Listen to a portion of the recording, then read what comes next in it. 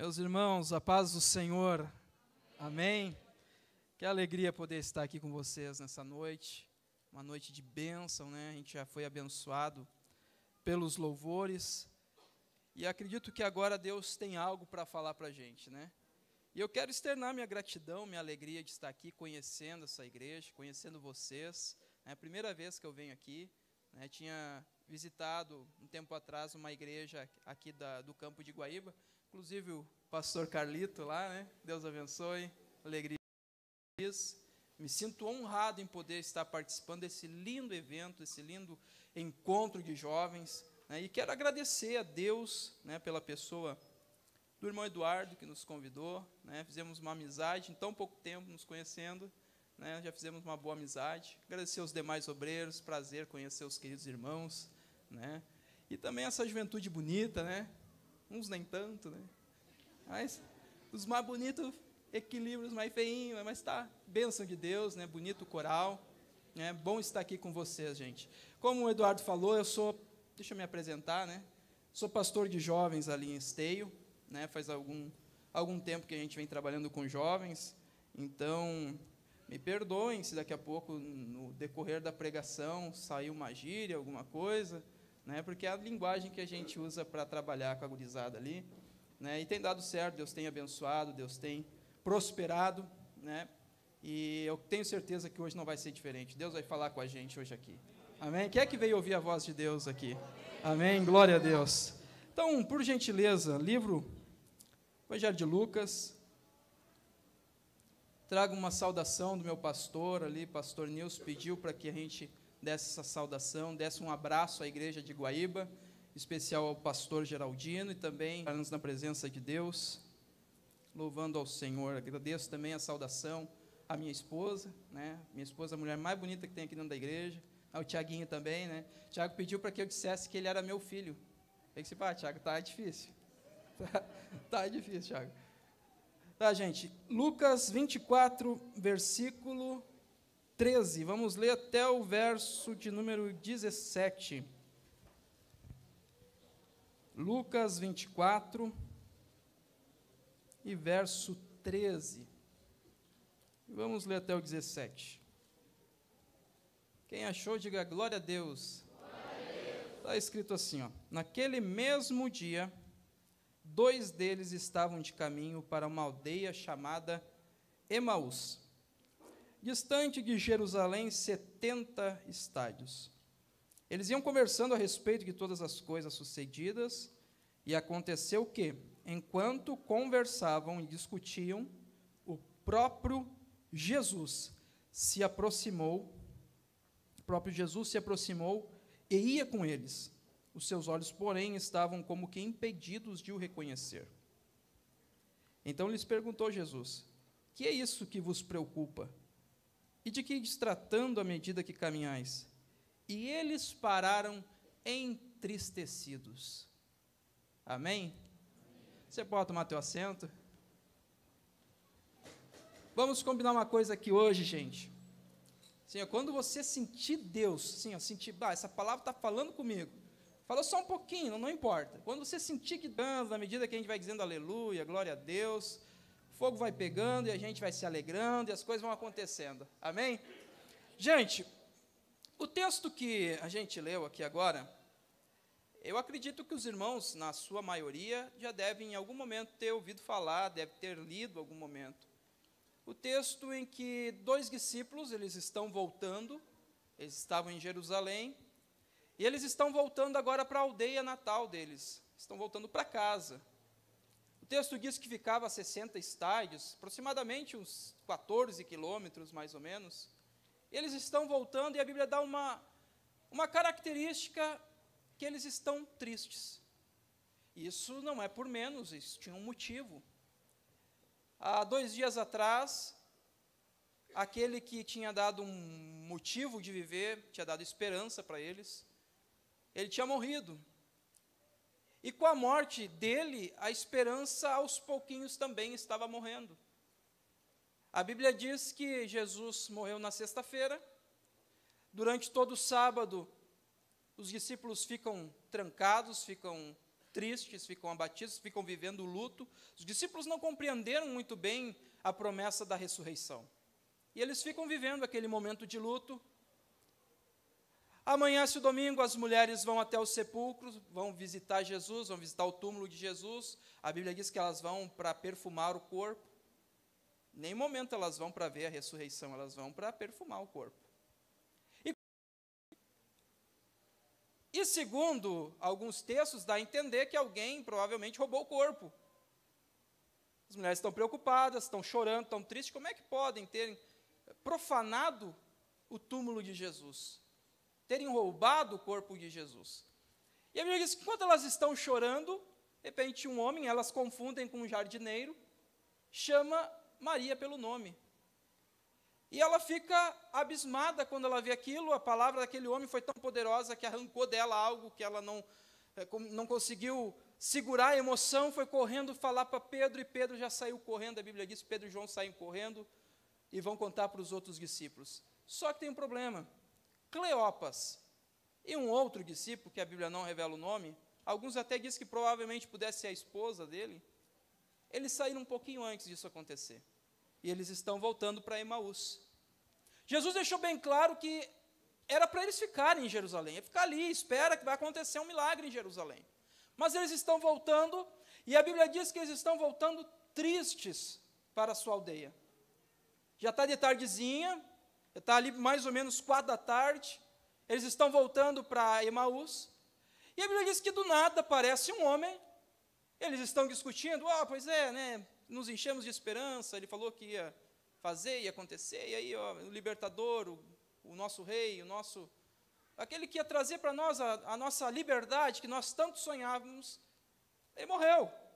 E com essa morte foi tudo por água abaixo, não tem mais esperança, não tem mais, vamos voltar para casa, vamos tomar nossa vida de volta, vamos levar nossa vida de novo, diferente. E vem conversando com eles, pergunta, só um pouquinho, espera um pouquinho aí, o que vocês estão trovando aí, que parece que está tão emocionante a conversa, mas eu vejo que vocês também estão tristes. E um desses 2 discípulos, de maneira até mesmo, talvez, mal educada, pelo menos eu interpreto assim no texto, diz assim, tu é peregrino, rapaz?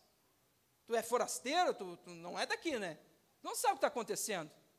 Ou tu não sabe que um homem que era poderoso em obras, que prometeu algumas coisas para nós, ele morreu, prometeu um monte de coisa, morreu. E isso parou Jerusalém. E a Bíblia diz que aquele homem que está conversando com eles começa a explicar que os profetas já haviam explicado isso, que o Cristo deveria padecer, deveria morrer e deveria ressuscitar, e está explicando isso para eles. E automaticamente, quando eles estão ouvindo essa explicação, o coração deles começa a fervilhar. Eles começam, mas tem coisa estranha acontecendo aqui, o cara tem uma boa lábia, ele está falando umas coisas para a gente aqui, a gente está ansioso aqui, estamos sentindo algo diferente. Mas ainda assim eles conseguem argumentar com Jesus, e dizer, não, mas ele morreu, infelizmente ele morreu, a gente chegou em Emaús, agora vamos entrar em casa, vamos entrar aqui na minha casa, vamos cear com a gente. E a Bíblia diz que Jesus vai para a casa deles, e na hora de partir o pão, alguns dizem que foi pelo modo de Jesus partir o pão, que eles se ligaram que era Jesus. Jesus partiu o pão desse jeito, quando ele partiu o pão, se ligaram que era Jesus. E daí eles, era Jesus.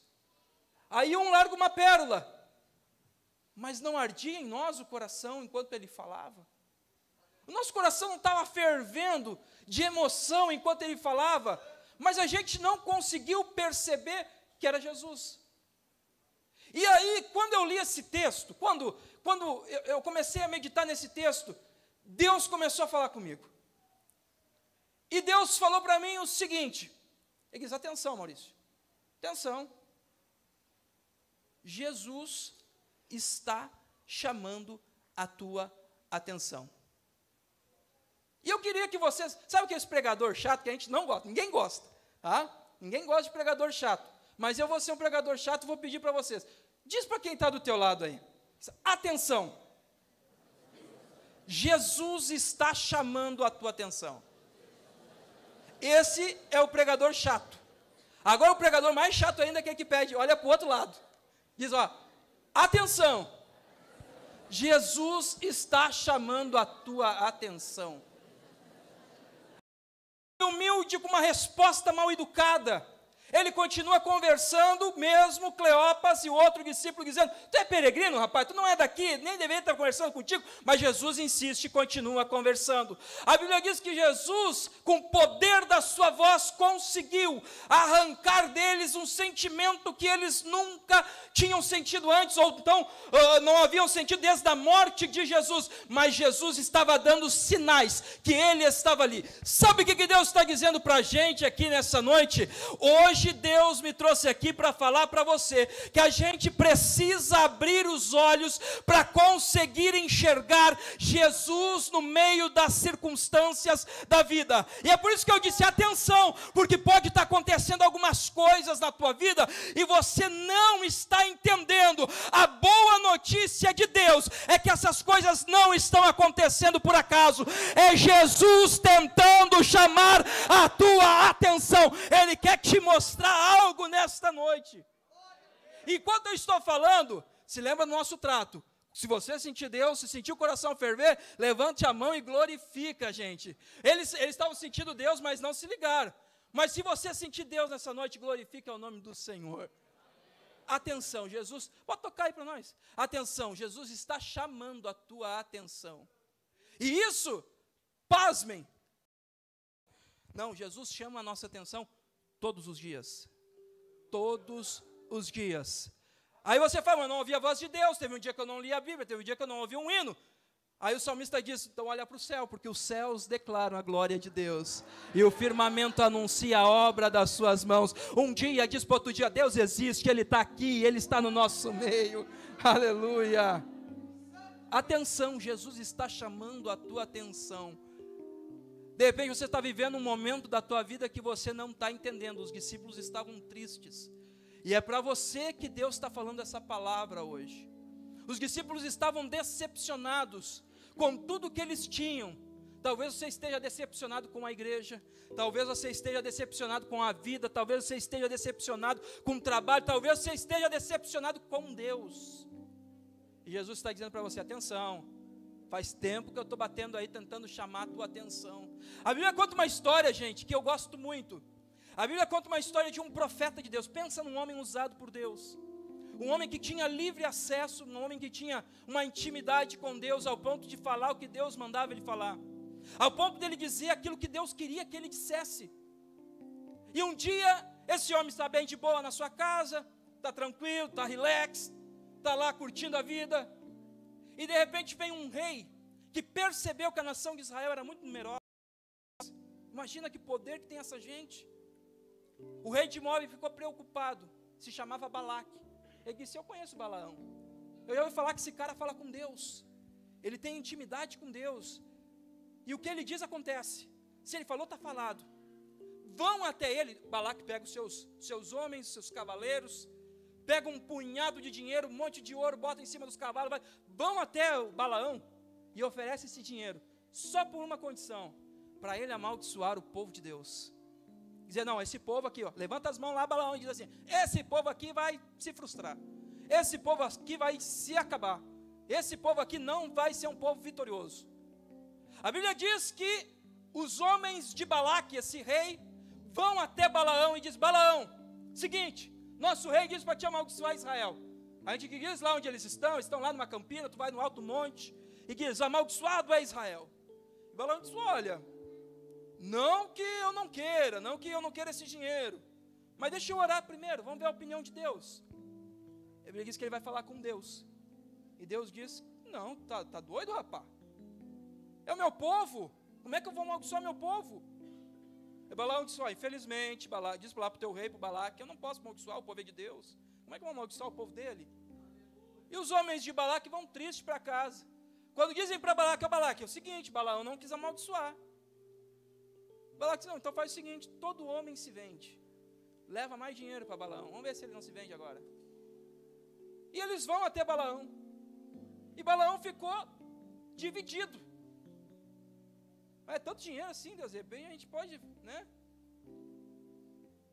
E Deus disse: não, tu quer tanto ir, vai, tu quer ir, vai. E Balaão vai. Quando ele pega a sua jumentinha de estimação lá, bota o assento, se prepara para viajar, sobe na jumentinha, está quase chegando no lugar. A Bíblia diz que a jumentinha, do nada, a jumentinha começa a ir para um outro lado. E a Bíblia diz que Balaão começa a espancar a jumentinha. E a jumentinha vai para o outro lado, que não era o destino que ele queria. E Balaão disse, mas tu tá doida? Tu sempre foi meu meio de transporte, tu sempre esteve comigo aqui, nunca deu problema. E espanca mais a jumenta. Balaão está tão obstinado com aquele dinheiro, que a Bíblia diz que ele vai agora entrar por meio de 2 paredões. E quando ele entra, a jumenta começa a esfregar a perna dele nas paredes. E aí ele espanca mais a jumenta, até o ponto da jumenta dizer, olhar para ele e dizer, só um pouquinho, por que está fazendo isso? Eu sempre fui tua jumentinha. E eu não sei se vocês já leram essa passagem, provavelmente já deve ter lido. O que Balaão faz?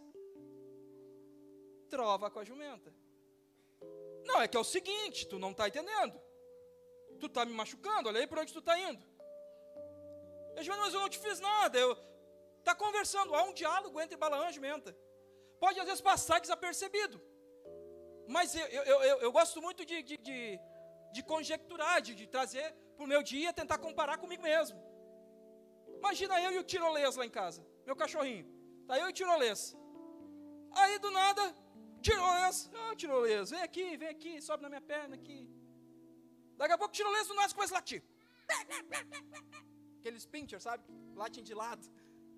O tirolês está latindo bem doido. Aí eu pergunto ao tirolês, que é isso, tirolês? Aí o tirolês olha para mim, tu não está vendo que o carteiro está lá na frente?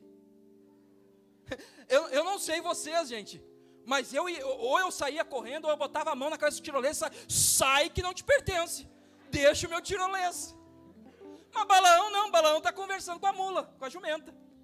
Para ele é normal conversar com a jumenta, né? Aí Deus está olhando do céu e diz, tu que é o jumento, Balaão, está conversando aí que nem um doido. Mas ele está tão obstinado que ele não percebe que ele está conversando com a jumenta. E aí a Bíblia diz que a jumenta diz, tu não está vendo que tem um anjo ali na frente? E o anjo está com uma espada já fora da bainha, ele vai te matar, rapaz. E eu estou cuidando de ti. Aí a Bíblia diz que Balaão chega à conclusão, não, espera aí. Deus mandou um anjo para falar comigo e eu não percebi porque eu estou obstinado. Sabe o que Deus está dizendo para você? Talvez algumas coisas esquisitas estão acontecendo na tua vida e você não conseguiu entender o que é que está acontecendo. Talvez coisas que você nunca pensou que aconteceriam e você está dizendo, olha, Deus está longe de mim, Deus está distante da minha vida, da minha casa, da minha família. Deus está dizendo para você, Ele está tentando te mostrar alguma coisa, Ele está tentando abrir os teus olhos, Ele está tentando dizer para você, não vai por aí é caminho de morte, volta para perto de mim. Atenção, Jesus está chamando a tua atenção. Quando é que Ele chama a minha atenção? Quando eu estou indo pelo caminho que Ele não quer que eu vá. Não é por acaso que do nada, quando você está lá numa baladinha, do nada passa um crente perto da balada. Não é por nada que quando você está se entregando a algum desejo carnal, um hino vem tocar na tua cabeça. Não é por nada, é Deus chamando a tua atenção, dizendo, sai daí. Esse caminho é caminho de morte. Esse eu não quero que você passe por aí. Se existe alguma coisa esquisita acontecendo na tua vida, tipo uma jumenta falando, levante as mãos para os céus e diga, obrigado, Senhor, porque tu não esqueceu de mim.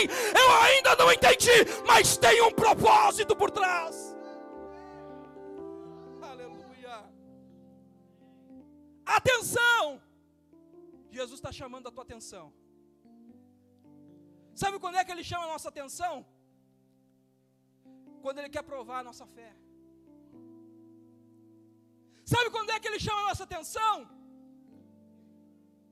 A Bíblia fala de um texto que Jesus faz um monte de milagre, o dia todo. Está lá Jesus. Vem aqui, paralítico. Pô, saiu caminhando, que legal. Vem aqui, cego. Está enxergando aqui, está enxergando. Aí Jesus prega, e a Bíblia diz que os discípulos não iam para lugar nenhum. Tem um texto que diz assim, ó: para onde nós iremos se só tu tens as palavras de vida eterna? Os discípulos estavam encantados. Nunca ouvimos. Os escribas, os doutores da lei diziam: nunca vi alguém pregar do jeito que ele prega, como quem tem muito poder e muita autoridade.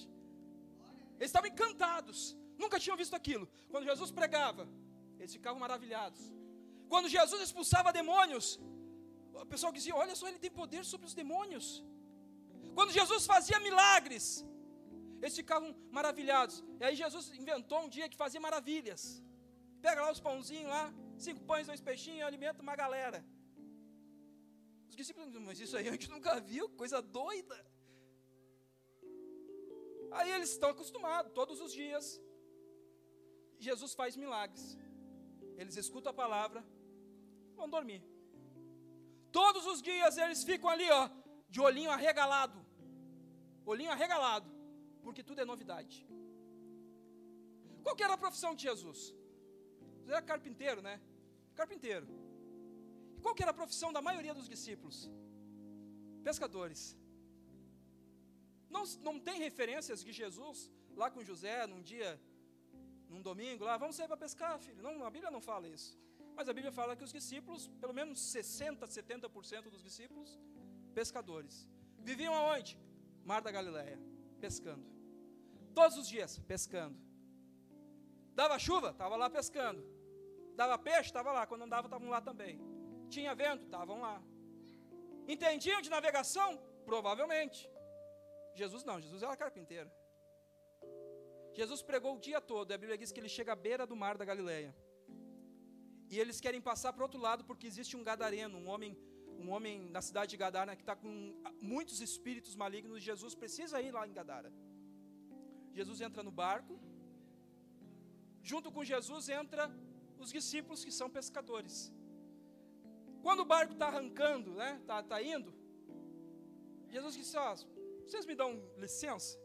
Porque eu estou cansado. Vou dormir. Vou descansar. Eu não sei se isso aconteceu dessa maneira, mas eu quero crer. Eu acho que aconteceu assim. Que um dos discípulos bate no peito e diz: não, está de boa, Jesus. Vai lá. Porque aqui quem entende o negócio é a gente. Tu pode entender lá de fazer cadeira, fazer mesa, né? Pode entender de pregar uma madeira na outra.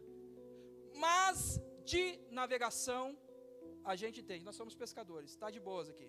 Não se preocupa. Não se preocupa. Isso a gente entende. Eu acredito que a maioria de vocês, Jesus está aqui, eu tenho certeza, Jesus está aqui hoje.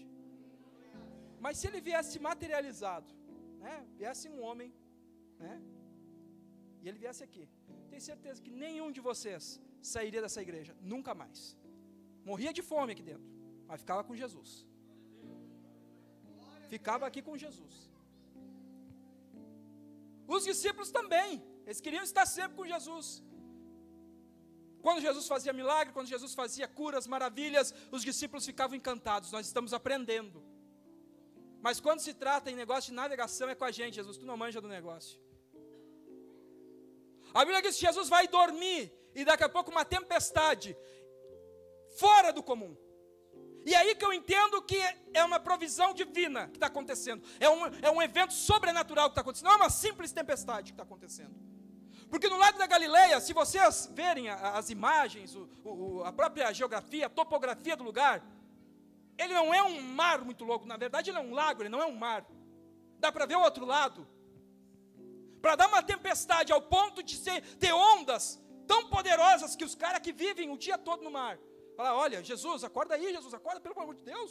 O senhor não está com medo que a gente vai morrer? Os pescadores, os que sabiam do negócio. Eles ficaram atordoados, preocupados. Ficaram apavorados com o que estava acontecendo. Aquilo ali não foi um ato por acaso, não foi uma tempestade tropical, não foi nada disso. Aquilo ali foi a mão de Deus, chamando a atenção dos discípulos. Porque os discípulos permitiram que Jesus não fosse mais a exclusividade. Que Jesus não fosse mais o centro das atenções. E não pasme você se a tempestade que está acontecendo na tua casa não é por esse motivo. Sabe o que Deus está dizendo para você? Atenção, Jesus está chamando a tua atenção. Essa tempestade é para que Jesus se acorde. Essa tempestade é para que Ele seja o centro, para que Ele seja o ponto de referência. Eu quero que você entenda uma coisa: ninguém é autossuficiente o suficiente. Sabe o que Deus está dizendo para você? Não importa qual é a área da tua vida, pode ser a área que você mais manja. Jesus está dizendo: eu preciso estar sentado no trono lá também, eu preciso ser o mais importante lá também, mas não precisa aqui, eu manjo do negócio, a vida toda eu fiz a mesma coisa. Deus está dizendo: Ele precisa ser a referência lá também, Ele precisa ser a prioridade lá também, Ele precisa ser o ponto mais alto lá também. Sabe o que Deus está dizendo para você? O trono do teu coração não pode ser ocupado com mais nada nessa vida. Jesus está dizendo hoje: tira o que tem aí, porque Ele quer ser entronizado na tua vida por completo. Pode ser que a tempestade que está acontecendo na tua casa é consequência de Jesus não ser a pessoa mais importante. Só que eu tenho uma boa notícia para você. Quando os olhos dos discípulos se abriram, eles se fragaram que Jesus tinha ressuscitado. Quando os olhos de Balaão se abriram, ele se fragou que ele estava no caminho errado. Quando os discípulos se fragaram com aquela tempestade e pediram: Jesus, faz alguma coisa, a Bíblia diz que Jesus olhou para o vento: acalma, te aquieta. Sabe o que Deus está dizendo para você? Basta uma palavra de Jesus e a situação da tua casa vai mudar. Basta uma palavra de Jesus e a situação da tua vida vai mudar. Jesus chamando a tua atenção não é para você sentir dor, não é para Ele te judiar. Jesus chamando a tua atenção é para que o nome dEle seja glorificado através da tua vida. É por amor que Ele chama a tua atenção. É por amor que Ele move o que é natural e faz virar um sobrenatural, para que você acorde, para que você enxergue, para que você volte a viver. Jesus chama a tua atenção para provar a tua fé. Foi assim que Ele fez com Abraão. Vocês conhecem a história? Diz: Abraão, o que tu gosta? Ó Deus, eu gosto de muita coisa nessa vida, mas o que tu realmente gosta? Eu gosto do meu filho. Então tu vai fazer o seguinte, Abraão: tu vai oferecer o teu filho para mim. Tu vai oferecer teu filho para mim. Mata o teu filho e oferece ele em sacrifício para mim. Sabe o que Jesus está dizendo? Jesus está falando para você que Ele está chamando a tua atenção, para que você dê a Ele, não as coisas que você tem, mas o lugar que as coisas ocupam na tua vida. Existe um trono dentro de nós, existe um vazio que nada pode encher. Você pode até tentar preencher com coisas dessa vida, você pode tentar preencher com propriedades, com riquezas, com satisfações da vida, mas esse trono somente Jesus pode se assentar. Esse lugar mais alto do pódio, somente Jesus pode estar. Quando Ele pede para Abraão, e gente, isso que eu estou falando, Deus permitiu que eu passasse o ano passado, uma coisa bem parecida com isso. Claro que Deus não pediu o meu filho, mas o ano passado talvez foi um dos piores anos da minha vida. E eu não consegui entender o agir de Deus naquilo ali. O ano passado, 2017, estava tudo andando errado. Vida financeira lá embaixo, afundando. Vida espiritual lá embaixo, afundando. Para ajudar, sofri um acidente. Para ajudar, não conseguia mais ver a mão de Deus naquilo ali tudo. E eu comecei um pico de depressão. Quando do nada, a Bianca veio com uma notícia para mim: tô grávida. Aí eu disse: oh, beleza, Deus é bom, né? Piorou tudo agora. E eu estava começando já a entrar em depressão, e quando eu ouvi essa notícia, parece que aquela semana a depressão potencializou, parece que ela ficou maior, e eu já estava começando a ter uma crise de ansiedade. Até que um dia, eu entrei no santuário do Senhor. E eu comecei a questionar Deus nesse dia. E aí do nada veio um sentimento no meu coração. Que pai que tu é? Tu vai ser pai, rapaz. Eu te dei um presente. Tu vai ser pai. E eu pensei, como é que eu vou ser pai de uma criança com a minha vida nessa desgraça toda? Como é que eu vou ser pai de uma criança se eu não tenho mais nem vontade de viver? Se eu não estou mais com vontade de trabalhar para Deus, não estou mais com vontade de trabalhar no meu serviço, eu não estou mais com vontade não aspiro mais nada. Como é que eu vou ser pai dessa maneira? E daquilo ali eu comecei a tirar forças. Daquilo ali eu comecei a me colocar de em pé de novo. Comecei a me erguer de novo. O Espírito do Senhor veio até mim e disse: tu se lembra? Tu se lembra de tudo que estava acontecendo na tua vida? E que tu reclamou que eu te dei um filho, tu reclamou. E aí eu entendi que Deus estava chamando a minha atenção. Deus me deu um filho para me arrancar da depressão. Deus me deu um filho para me tirar do mais profundo que eu estava, no meu sentimento de angústia, de dor, e eu comecei a lembrar, e daí Deus me fez lembrar, faltou alguma coisa.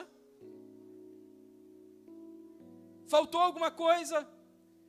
A gravidez toda foi um tumulto, mas a minha filha nasceu com toda a saúde possível.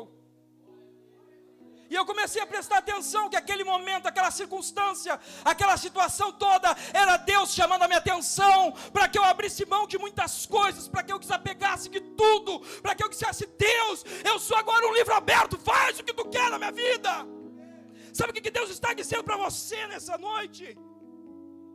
Às vezes Deus precisa pedir um Isaac para você.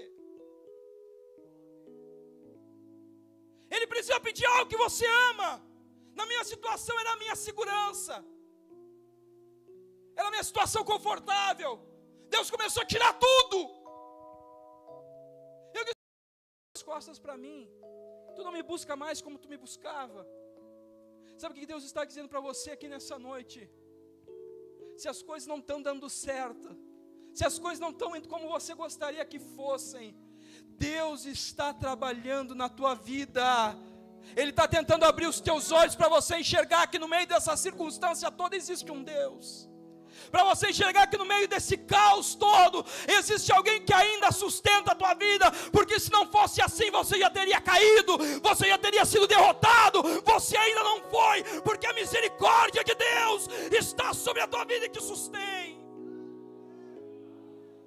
Atenção, eu estou chamando a tua atenção. Eu estou chamando a tua atenção para que você não seja conforme esse mundo. Quando eu li esse texto, eu sempre entendi que esse texto dava o significado de inconformismo. E realmente ele dá esse significado, mas no sentido que a gente está acostumado. Não, estou indignação. Eu estou inconformado com o mundo. Estou indignado. Mas na verdade esse texto não significa isso. Esse texto, não sejam conforme o mundo, ele está falando que não é para a gente caber na forma do mundo, não é para a gente ter os padrões do mundo, mas é para a gente se transformar, através da renovação do nosso e agradável vontade de Deus. Jesus está chamando a tua atenção, para você se transformar. O verbo transformar aqui no original, ele é metamorfos, que significa metamorfose, é a mesma coisa. Sabe o que Deus está dizendo para você? Jesus está chamando a tua atenção de uma maneira tão grande, que Ele quer que você vire outra pessoa. Ele quer que você se renove, que se recicle, se transforme. Ele quer que você seja diferente. Ele quer que você seja algo novo. Quando eu falo sobre essa palavra metamorfose, eu me lembro quando eu estava na faculdade, e eu tinha uma aula de geologia, que falava sobre como uma rocha se transformava em outra rocha. Perdão se tem algum geólogo aqui, eu vou falar alguma bobagem aqui. Mas diz que as rochas, quando elas são sedimentares, elas são várias camadinhas. Diz que quando tem muita pressão, quando ela está debaixo da terra e tem muita pressão e muito calor, os cristais dela começam a se transformar.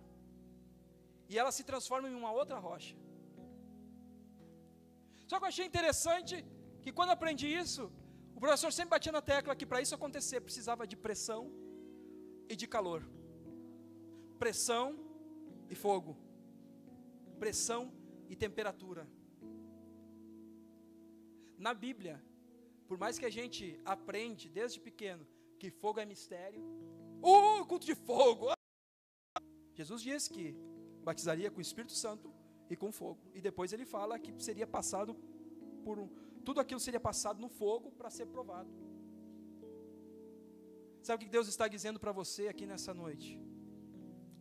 Que para você se transformar, toda essa pressão que está existindo, tudo isso que está acontecendo, todo esse fogo de provação que está acontecendo, é para que você seja uma nova criatura nas mãos do Senhor. Fiquem em pé em nome de Jesus. Atenção, Jesus está chamando a tua atenção.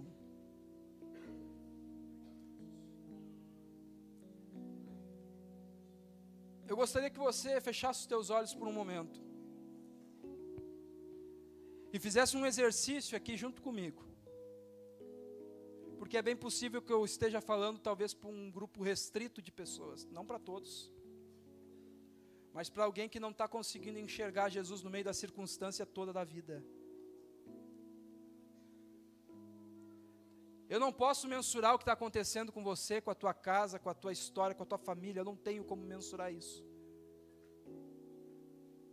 Talvez você tenha pensado que Jesus está bem distante disso tudo. Deus me trouxe aqui para dizer para você que Ele está mais perto do que você imagina. Ele nunca te abandonou. E a partir de hoje Ele vai abrir os teus olhos e você vai conseguir enxergar Ele no meio dessa confusão. A partir de hoje você vai abrir os teus olhos e vai ver, será que não é possível? Eu tinha um pinguinho de esperança lá dentro, enquanto tudo acontecia, enquanto eu estava triste, enquanto eu estava decepcionado, algo lá dentro dizia, vai dar certo. Algo lá dentro dizia, algo lá dentro dizia, é hoje o meu dia. Deus está dizendo para você nesta noite, na hora que você conseguir enxergar o propósito, a luta acaba. Na hora que você conseguir enxergar a mão do Senhor, a tempestade vai embora. Eu não sei se você acredita nisso, mas se você acredita, levante a tua mão e glorifique o nome do Senhor. Na tua vida, aleluia.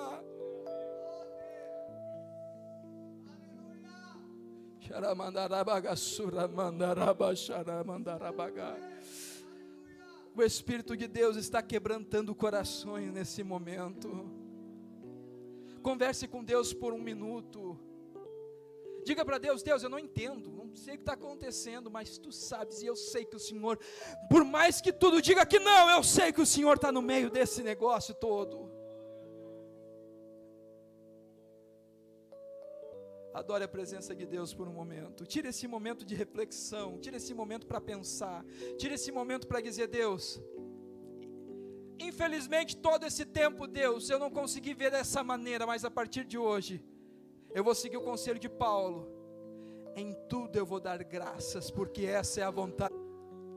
Tá vendo, tá forte, eu vou dizer obrigado. As coisas estão indo de mal a pior, eu vou dizer obrigado, porque eu tenho convicção que o Senhor está no meio disso.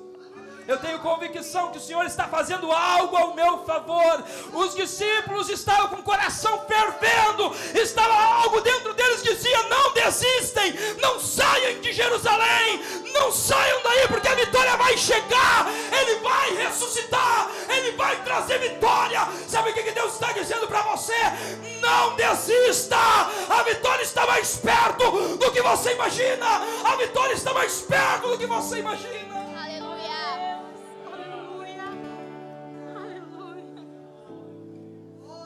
Adore ao Senhor por um momento, adore ao Senhor. Esse é o momento de você conversar com Deus. Esse é o momento que Deus começa a abrir o nosso coração para nos impulsionar.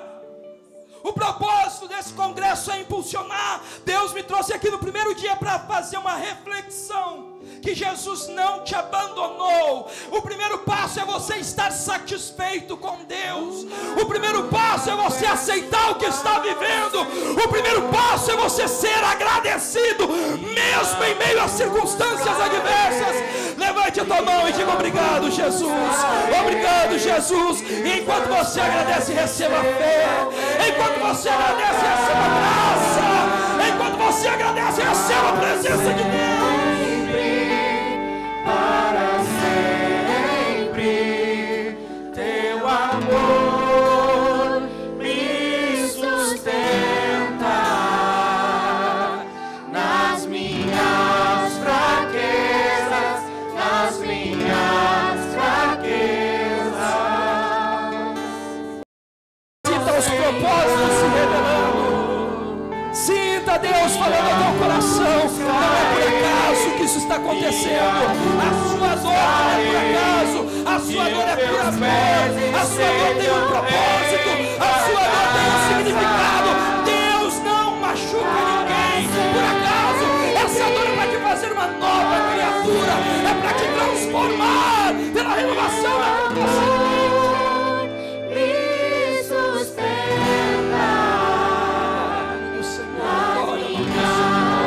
Se você está sentindo a presença de Deus, glorifique ao Senhor. Se você está sentindo a presença do Espírito de Deus, diga: obrigado, Jesus. Obrigado pela tua